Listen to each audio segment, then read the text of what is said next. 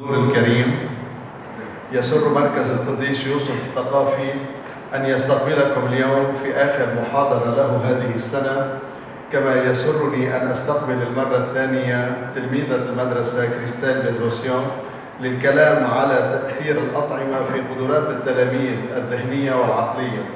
التلاميذ كثير قليل رح نحكي عن هالموضوع لأهلهم.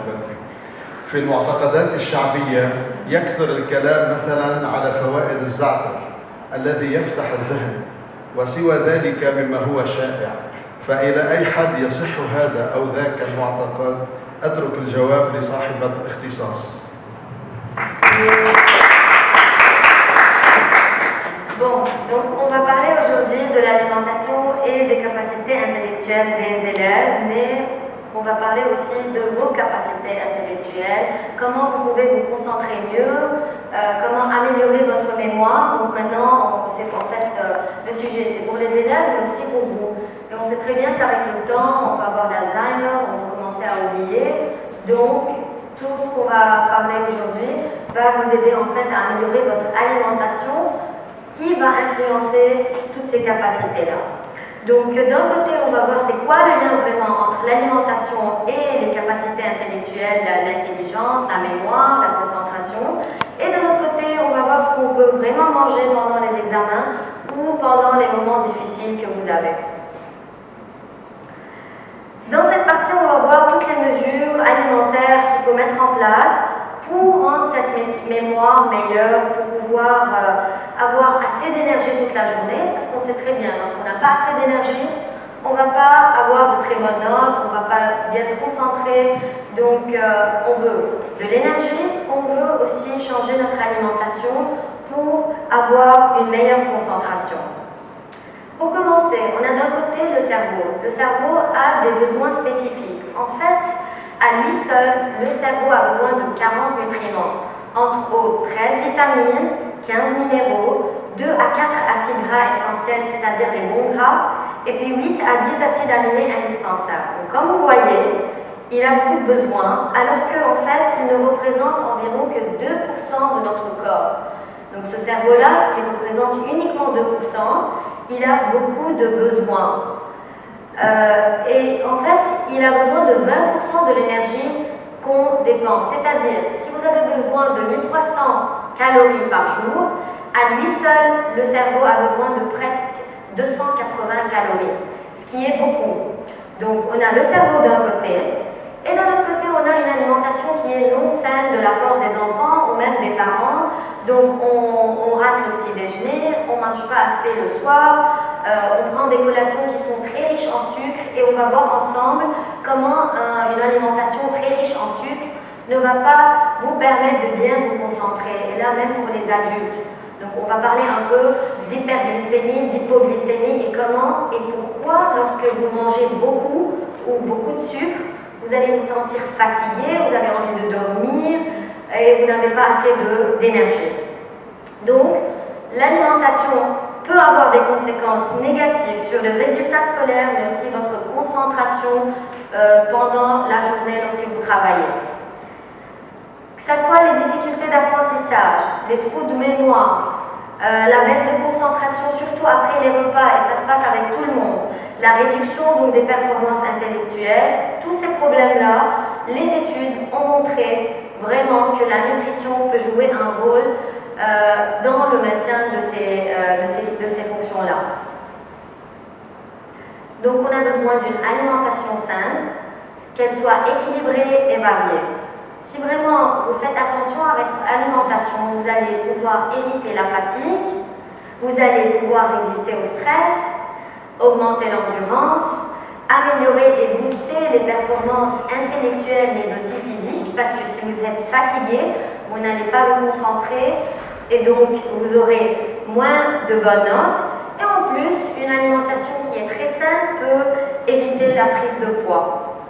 Donc, on va en bénéficier.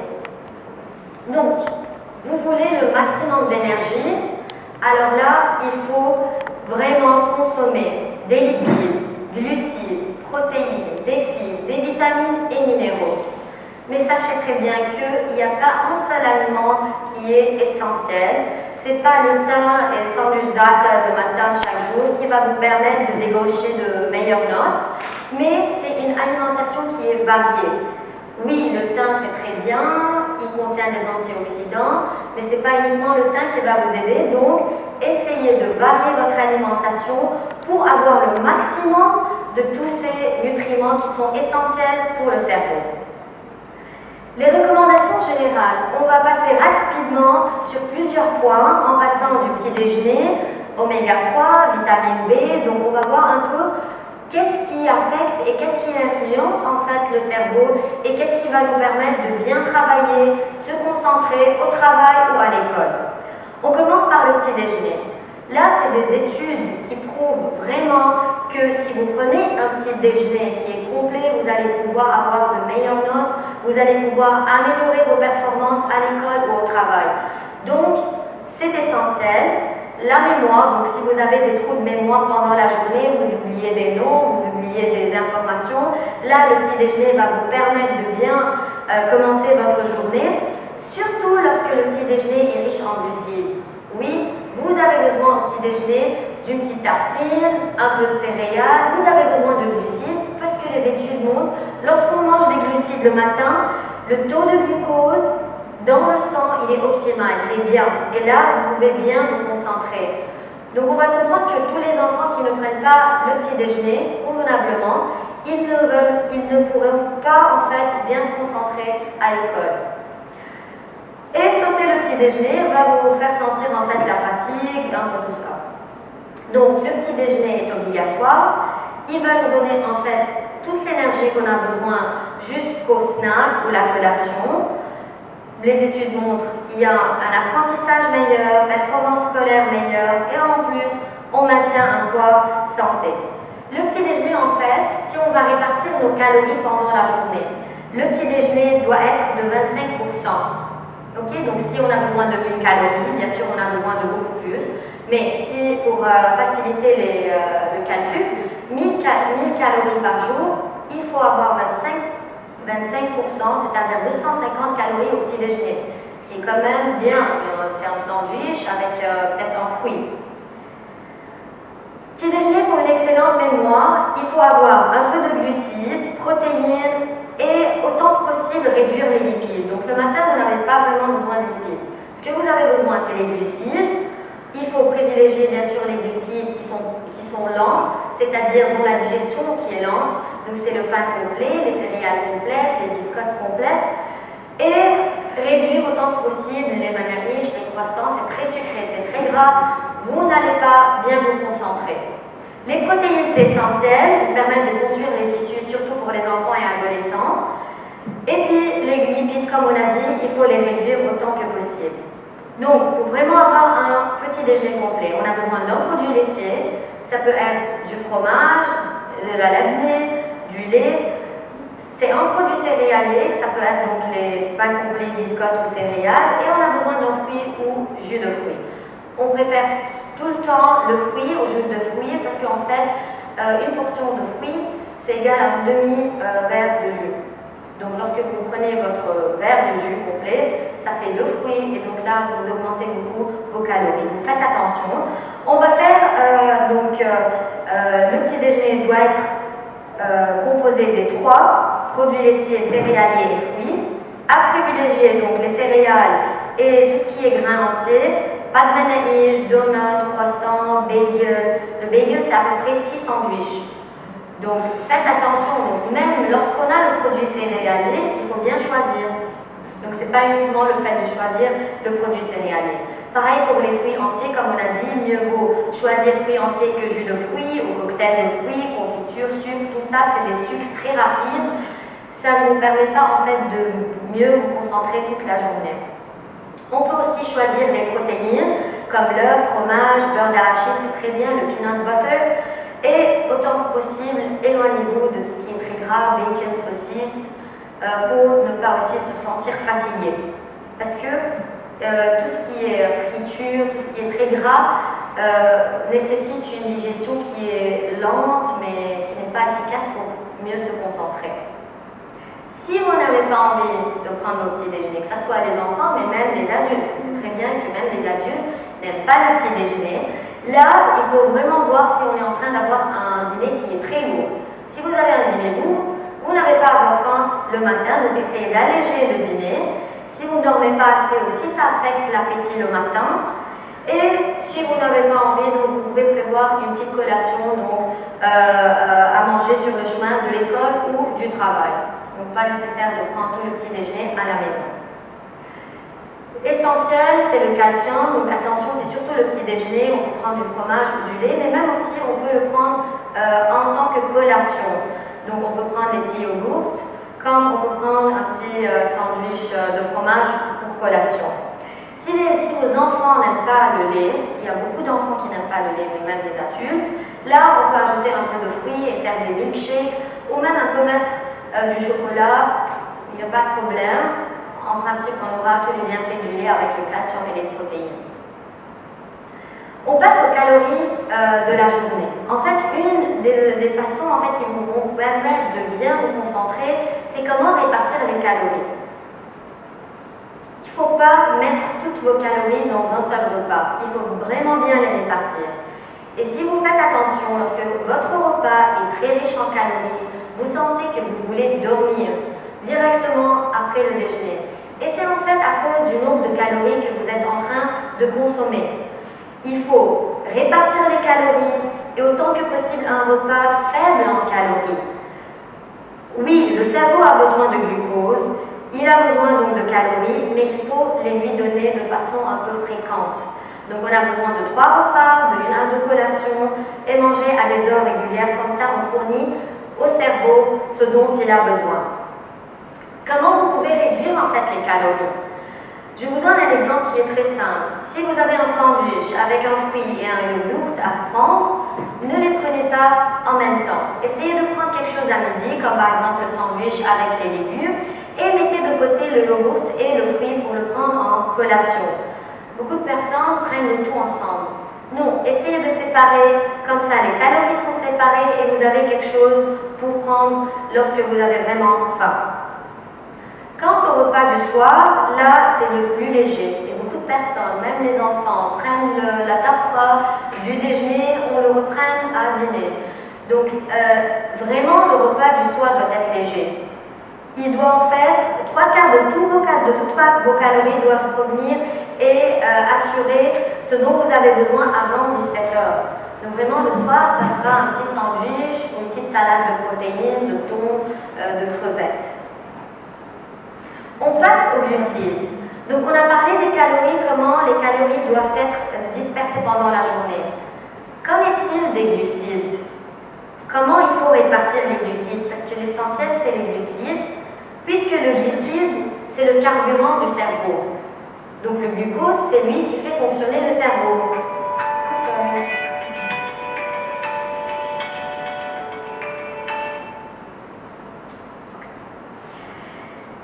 Donc il faut répartir aussi les glucides. Si vous donnez tous les glucides à un seul repas, vous allez vous sentir très fatigué après avoir consommé les pâtes, les noodles, le riz. Donc ce qu'on va faire, c'est donner au cerveau les 120 grammes au moins qu'il a besoin, mais aussi les répartir à chaque repas. Les glucides, c'est-à-dire tout ce qui est pain, pâtes, riz, céréales, les fruits, c'est des glucides. C'est le fructose, le lait c'est des glucides, c'est le lactose, et tout ce qui est produit céréalier nous donne aussi les glucides ou le glucose. Si vous remarquez, lorsque vous prenez un plat de pâtes à déjeuner, tout de suite après vous sentez que vous êtes fatigué. Pourquoi? Parce qu'en fait, trop de glucides permet la production de sérotonine. La sérotonine, c'est une hormone qui vous donne le plaisir, qui vous fait sentir en fait content, comme par exemple lorsque vous mangez du chocolat. Mais en même temps, ça vous donne un autre effet qui est un effet sédatif, c'est-à-dire vous allez avoir sommeil et vous allez moins vous concentrer. Donc pas trop de glucides à un même repas. Et là, puisqu'on n'a pas trop d'enfants ici, donc je peux vous expliquer un phénomène qui est assez intéressant, la glycémie et l'hypoglycémie. Si vous voulez vous concentrer, il faut ne pas avoir l'hypoglycémie, c'est-à-dire on ne veut pas une chute de glucose dans le sang, sinon vous n'allez pas vous concentrer. L'hypoglycémie, en fait, vous donne des symptômes comme la fatigue, le manque de concentration et des maux de tête. Quand est-ce que vous pouvez avoir une hypoglycémie? Quand est-ce que le taux de glucose chute dans le sang? Si vous ne répartissez pas vos repas, donc si vous mangez une fois par jour, et beaucoup de personnes ne mangent qu'une seule fois par jour. Si vous ne prenez pas votre petit déjeuner, vous avez en fait, vous n'avez rien mangé toute la nuit, donc ça fait presque 8 heures. Vous avez raté le petit déjeuner, ça fait 15 heures. Et là, à déjeuner, vous avez déjà la glycémie qui est très basse. Pas de concentration. Un autre concept, c'est les glucides lents. On mise souvent sur des glucides lents pour qu'ils puissent en fait vous donner de façon constante un peu de glucides. Donc au lieu d'avoir ce pic-là, et j'explique ce pic-là qui est très intéressant. En fait, lorsque vous mangez du chocolat, qu'est-ce qui se passe? Le taux de glucose dans le sang augmente rapidement. Le corps, pour faire diminuer ce taux de glucose dans le sang, va sécréter de l'insuline. L'insuline va permettre au glucose de diminuer dans le sang. Mais parce que ce pic était très élevé, la baisse va être très profonde. Et là, vous avez un choc. Donc là, un pic, et là, un sugar crash. Et c'est là, lorsque vous sentez que vous êtes fatigué, vous ne pouvez pas vous concentrer et vous voulez plus de chocolat. Donc ce concept est très important. Il faut vraiment donc voir qu'il ne faut pas prendre beaucoup de glucose pendant un repas et pas beaucoup de glucose à absorption rapide du chocolat, des donuts, des manaiches, parce que vous allez avoir ce crash. Par contre, si vous prenez un sandwich de pain complet, vous allez avoir assez d'énergie qui va durer et qui va être constante. Le taux de glucose ne fera pas de pic, mais plutôt sera constant et c'est ce que vous avez vraiment besoin pendant la journée. Pour le midi, il faut miser sur un repas léger. Ça, c'est pour les enfants et adolescents. On a besoin de beaucoup plus de pain et céréales que les portions de viande. C'est pourquoi on donne une portion de viande pour 2 portions de pain et céréales. Je répète, c'est pour les enfants et adolescents. Pour les adultes, c'est autre chose. On peut augmenter les protéines. Les 75 grammes, c'est pas assez. On a besoin de 150 pour les femmes et 200 grammes pour les hommes. On passe aux collations. On sait très bien que les collations sont essentielles, mais pourquoi? Parfois, en fait, les collations, on les considère comme grignotage. Donc, en collation et grignotage, comment faire? Premièrement, il faut savoir quoi donner en quelle quantité pour que vraiment cette collation vous permette d'améliorer vos performances mentales. La collation est essentielle, c'est-à-dire le snack. Un maximum de 3 snacks pour les enfants, sinon on va avoir une prise de poids. Donc on va dire une moyenne de 2 snacks, même pour les adultes. Ces snacks-là doivent donner en fait 10 à 15% de calories. Donc si on a dit le petit déjeuner 25%, on peut avoir premier snack 15%, le déjeuner 30%, un autre snack 10% et le dîner 20%. Et comme ça, vous aurez la totalité de 100% de vos calories. Et c'est comme ça qu'il faut distribuer vos calories pendant la journée. Surtout l'enfant qui est actif ou qui fait du sport, il a vraiment besoin de collation. Ça peut soutenir sa faim et donc ne pas trop manger au déjeuner. Comment créer une collation? On a vu ça la fois dernière. Au moins 2 des 4 groupes. Donc il faut choisir 2. Ça peut être un fruit avec un produit céréalier. Ça peut être du fromage avec du yogourt. Donc on va choisir 2 des 4 et je vais vous donner des idées. Donc là, vous avez plein d'idées. Galettes de riz avec du fromage, même pour les adultes. Ne pensez pas seulement aux fruits, ne pensez pas seulement au chocolat comme snack. Non, on peut prendre un petit sandwich, une barre de céréales fruitées. On peut prendre du pudding au riz, un fruit avec 10 nuts, des noix. Donc, essayez de varier. Vous avez 2 des 4 groupes que vous pouvez combiner. Surtout les fruits et les légumes. Pourquoi on parle souvent de fruits et les légumes pour le cerveau? Vous savez, qu'est-ce qu'il y a dans les fruits et les légumes qui permettent en fait de bien nous concentrer, de bien gérer tous nos problèmes? C'est les antioxydants. Antioxydants, ça veut dire contre l'oxydation. Et c'est quoi l'oxydation? Tous nos problèmes de santé, même le cancer, le vieillissement, tout ça c'est à cause de l'oxydation. Lorsqu'on respire, normalement c'est l'effet normal de la vie, notre corps s'oxyde. Et c'est là que se créent les radicaux libres, tous les toutes les réactions qui sont nocives pour notre corps en ce qui concerne le cancer et d'autres maladies. Donc les fruits et les légumes contiennent quelque chose qui va nous protéger. Ça nous protège et c'est surtout, vous savez quel fruit? Fictif, parce que le plus, le meilleur, c'est les petits fruits. Donc tout ce qui est mûr, en premier vous avez le bleuet, canneberge, donc blueberry, cranberry, la mûre, la framboise et les fraises, tout ce qui est les petits fruits. Ça c'est les meilleurs pour les antioxydants. Donc essayez d'avoir autant que possible et ayez 5 fruits et légumes par jour. Qui mange 5 fruits et légumes par jour? Ok, parce que vous faites attention en fait, vous avez déjà passé plusieurs cours de nutrition.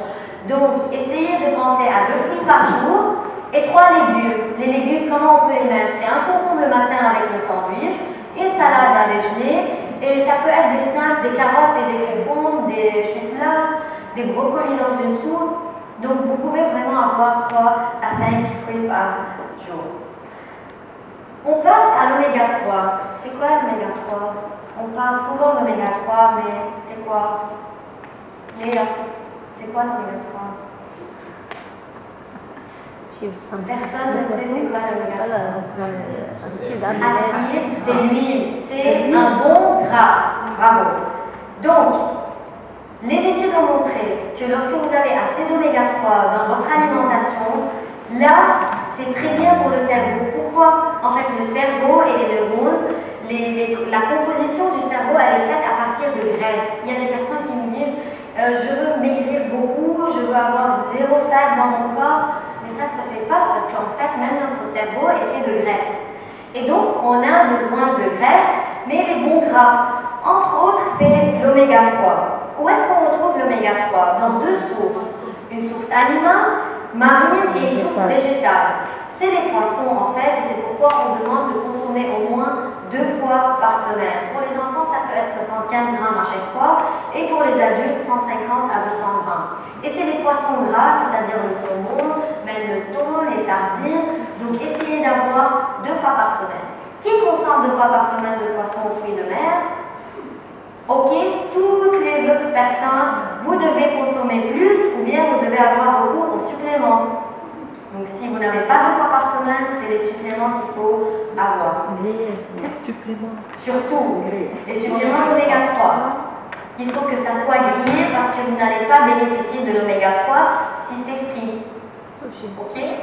Donc si vous faites frire le poisson, vous n'aurez pas l'oméga 3. D'un autre côté, il faut aussi avoir l'oméga 3 végétal qui est aussi facile. C'est un quart de tasse de noix, ça peut être un peu d'huile de canola qui contient oméga 3 ou même des graines de lin, on peut ajouter ou bien dans une salade ou bien grâce à l'huile. D'un autre côté, il y a des graisses à éviter, c'est ce qu'on appelle graisses saturées et gras trans. Duhun mushaba et duhun muhadraja. Est-ce que vous voyez en fait lorsque vous lisez les étiquettes, duhun muhadraja, c'est quoi? Juste retenez que c'est les mauvaises graisses. D'habitude, les gras saturés, saturated fatty acids, sont d'origine animale. Donc la viande grasse, les produits laitiers gras, donc c'est pourquoi on vous dit prenez du lait écrémé. Parce que les graisses animales, ça fait augmenter le cholestérol sanguin. C'est le beurre, fromage, donc tout ça, ça contient de la graisse saturée, même l'huile de coco, donc ne dites pas que l'huile de coconut, elle est bien pour la santé. Non, pour le moment, on pense que si c'est externe, oui, si c'est externe et pour la peau. Et les graisses trans, en fait, c'est les margarines dures, c'est en fait tout ce que vous mangez de chips et de biscuits, tout ce qui est industriel, on le fait à partir d'huile hydrogénée parce que c'est moins cher. Donc, le muhadraj, c'est moins cher pour les sociétés, pour les compagnies. Donc, ils vous font des produits qui sont bons, mais qui sont très mauvais pour la santé. Donc, en ce qui concerne les graisses, une diète qui est pauvre en oméga 3 va affaiblir vos neurones, et c'est surtout pour les personnes avec l'âge, c'est-à-dire l'Alzheimer même. C'est très important et intéressant d'avoir assez d'oméga 3 pour ralentir la maladie et la vieillesse et la dégénérescence des neurones. Et d'un autre côté, on sait très bien qu'une alimentation très riche en graisses saturées et trans va faire dégénérer vos neurones. En ce qui concerne les produits laitiers, même les enfants à partir de 2 ans, on peut leur donner des produits écrémés, et même pour vous. Donc le lait, l'amande et l'amande, vous pouvez les acheter écrémés si vous faites.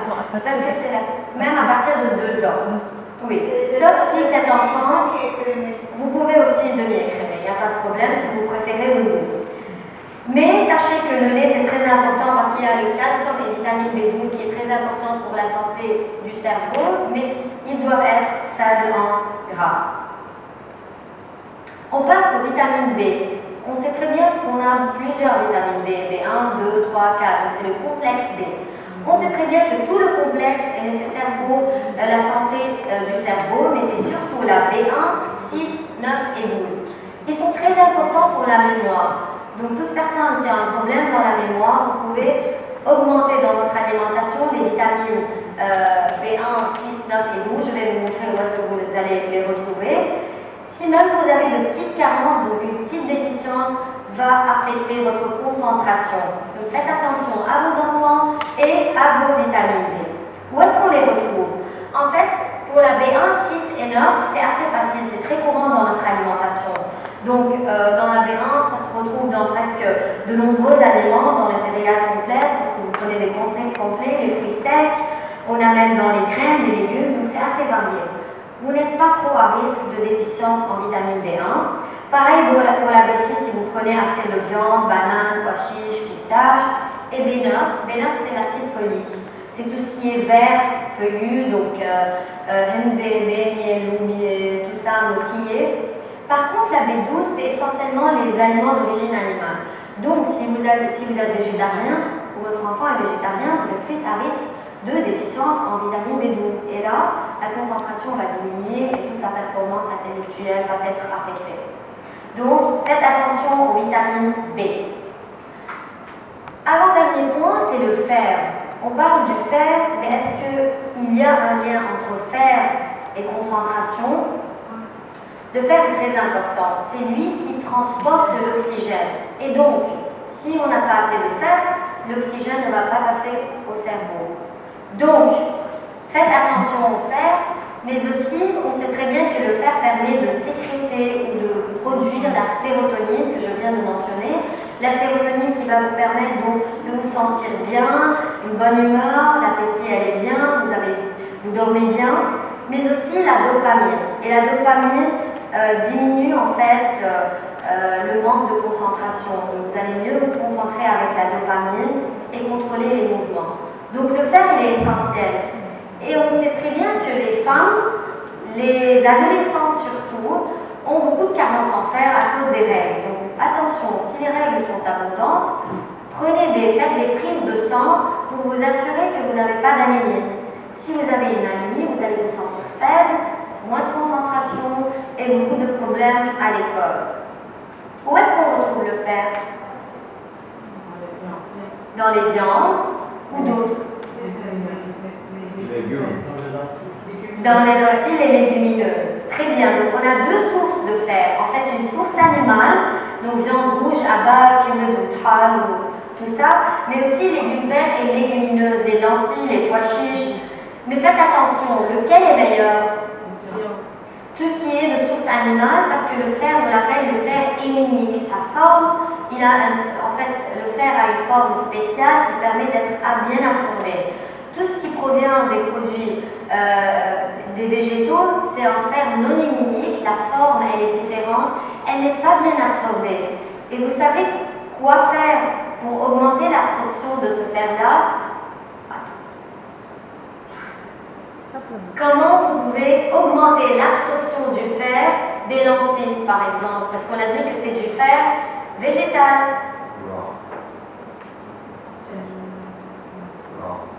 Raw? No. If you wanted to get it properly, like cooked. Oui, vous ajoutez du citron. Pourquoi? Parce que c'est la vitamine C. Vous pouvez ajouter du citron, comme vous pouvez faire une salade avec des poivrons, quoi que ce soit donc qui est riche en vitamine C. La vitamine C avec le fer, ils interréagissent et permettent en fait une meilleure absorption. Vous pouvez même prendre des lentilles après un peu. Prenez des fraises par exemple, ou un kiwi, c'est un fruit juste après votre plat. À la maison. C'est ça. Et c'est pourquoi en fait on met du citron.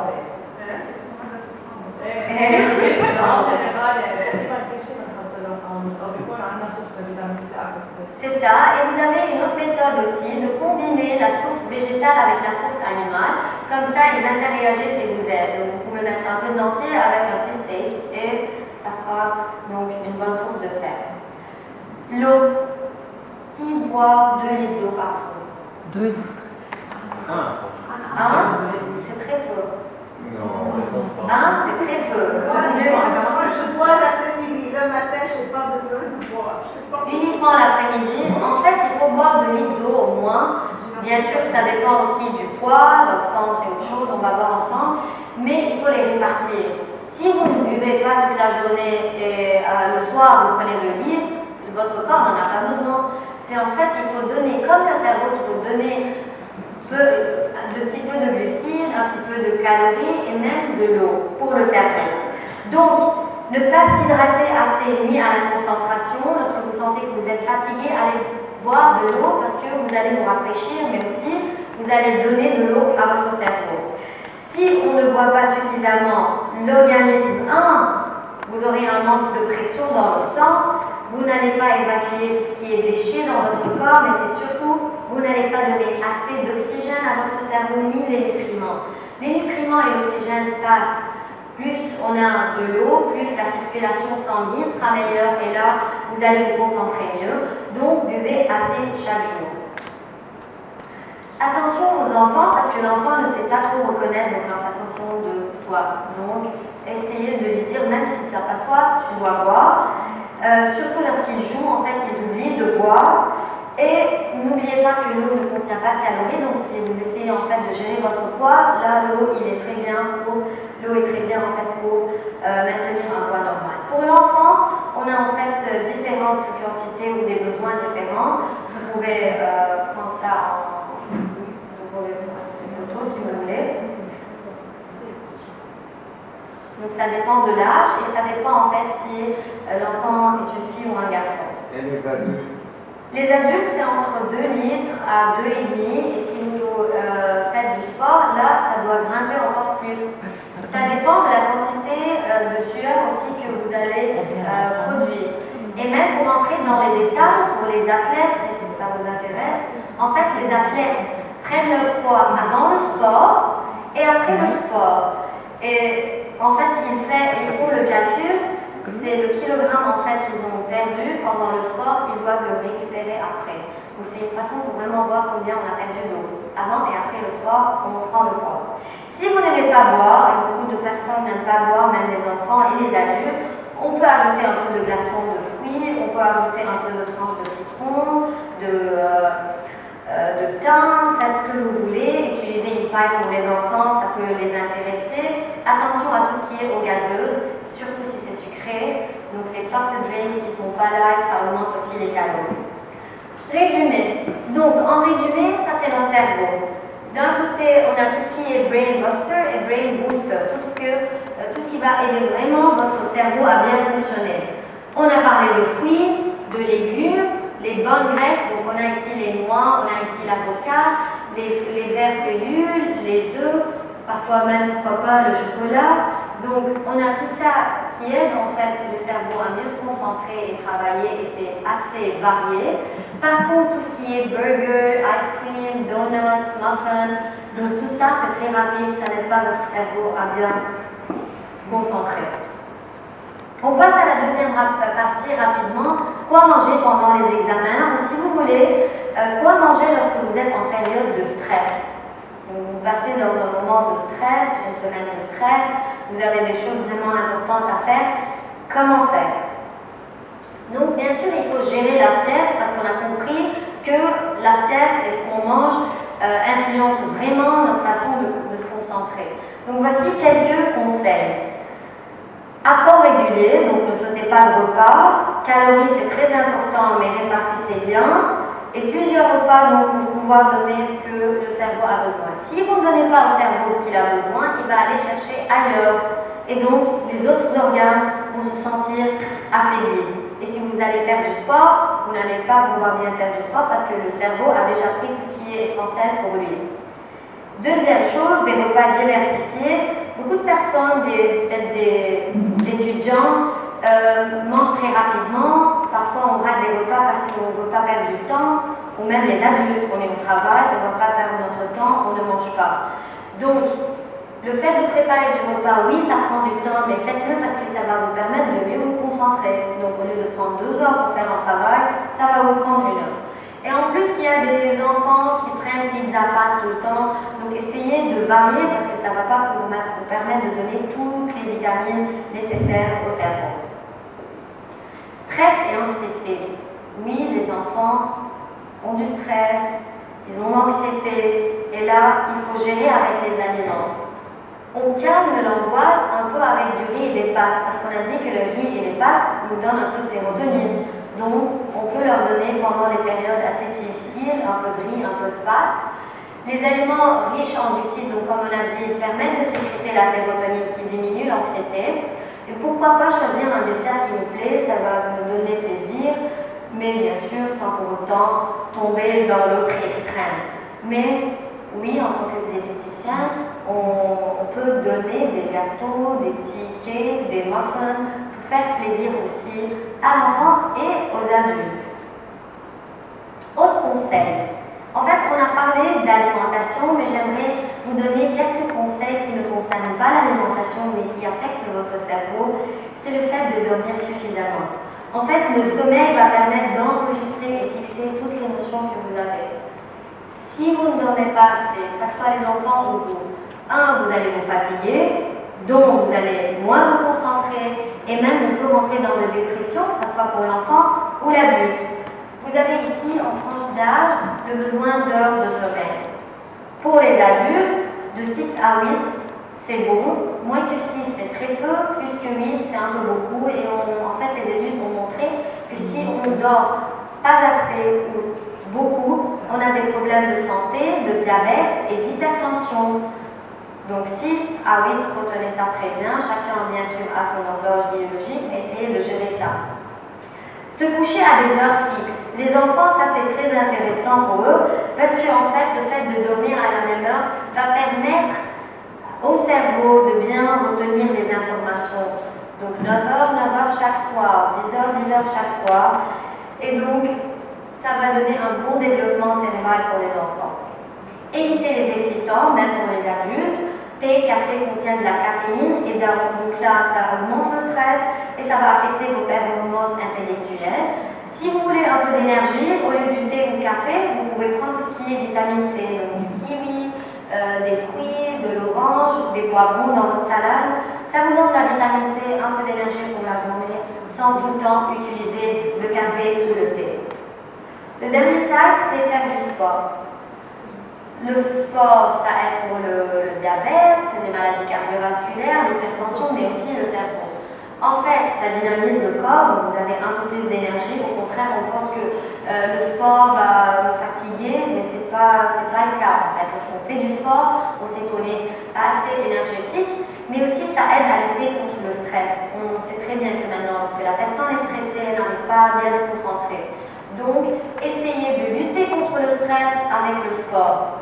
Et donc, je termine donc avec une bonne alimentation. L'alimentation influence toutes les maladies dans notre corps, les maladies cardiovasculaires, les maladies des reins, le diabète, l'hypertension et les maladies en fait cérébrales, Alzheimer, Parkinson. Toutes ces maladies-là, on peut, et les études ont montré, donc c'est pas des recettes de grand-maman, c'est pas la maman qui dit à son enfant, prends le petit déjeuner, il est bien pour ta santé. C'est des études qui montrent très bien qu'on a un lien entre l'alimentation et les capacités intellectuelles. Bravo. Merci.